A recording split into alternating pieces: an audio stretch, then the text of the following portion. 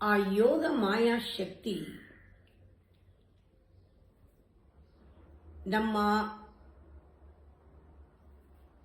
ಆತ್ಮ ಉದ್ಧಾರಕ್ಕಾಗಿ ಎರಡು ಬಹಳ ಮುಖ್ಯವಾದ ಕೆಲಸ ಮಾಡ್ತಾ ಇದೆ.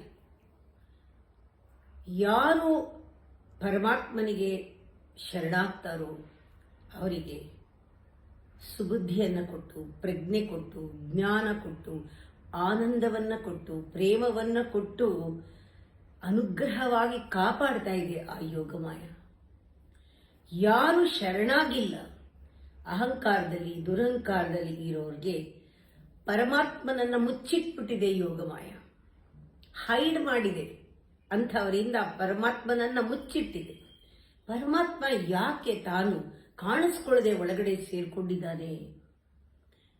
ಇದಕ್ಕೇನಾದ್ರೂ ಒಳ್ಳೆ ಕಾರಣ ಇದೆಯಾ? ಖಂಡಿತ ಇದೆ. ಅವನು ಸುಲಭವಾಗಿ ಸಿಕ್ಬಿಟ್ಟಿದ್ರೆ ನಾವು ಬೆಳೀತಾ ಇರಲಿಲ್ಲ.